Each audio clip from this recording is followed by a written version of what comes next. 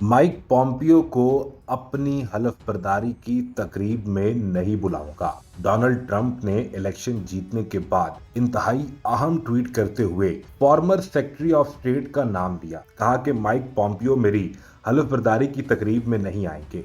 आपको शायद ना याद हो कि माइक पॉम्पियो कौन है और इस शख्स का किरदार क्या था। हम आपको बताते हैं। सबसे पहले आप डोनाल्ड ट्रंप का ट्वीट देख लीजिए, फिर आपको बताते हैं कि ये माइक पॉम्पियो इतना खास शख्स कैसे था और ये किस एजेंडे पर काम कर रहा था। डोनाल्ड ट्रंप जो अमेरिका के नए मुंतखब होने वाले सदर हैं, उन्होंने ट्वीट करते हुए कहा कि मैं साबिक सफीर निकी हेले या फिर साबिक secretary of state Mike Pompeo को अपनी तकरीब हलफ बर्दारी में मदऊ नहीं करूंगा और ना ही वो ट्रंप एडमिनिस्ट्रेशन का किसी सतह पर हिस्सा होंगे।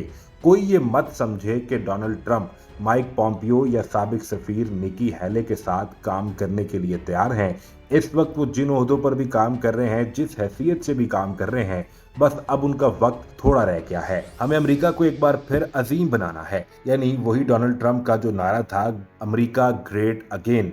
इस पर अमल करते हुए उन्होंने इन दोनों अफराद का शुक्रिया अदा किया और कहा कि आपने आज तक मुल्क की जो खिदमत की है ये काफ़ी थी, अब मजीद आपकी सर्विसेज नहीं चाहिए है। अब यहाँ एक लम्हे को रुककर समझ लीजिए कि माइक पॉम्पियो आखिर में है कौन। 27 फरवरी, आपको फरवरी का वो महीना याद है जब अभिनंदन ने पाकिस्तान की फिजा क्रॉस करने की कोशिश की और फिर उसे पाकिस्तानी सरजमीन पर चपेड़ें पड़ी थीं।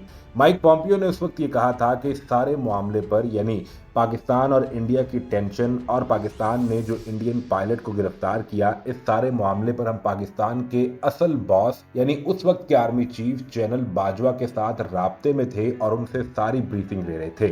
माइक पॉम्पियो से जब ये सवाल पूछा गया कि पाकिस्तान में एक जमहूरी हुकूमत है, आपको वजीर आजम से राब्ता करना चाहिए, वजीर खारजा से बात करनी चाहिए, आप आर्मी चीफ से बात क्यों कर रहे हैं? तो माइक पॉम्पियो ने जवाब देते हुए कहा था कि हम जानते हैं पाकिस्तान में वजीर आजम का बॉस कौन होता है।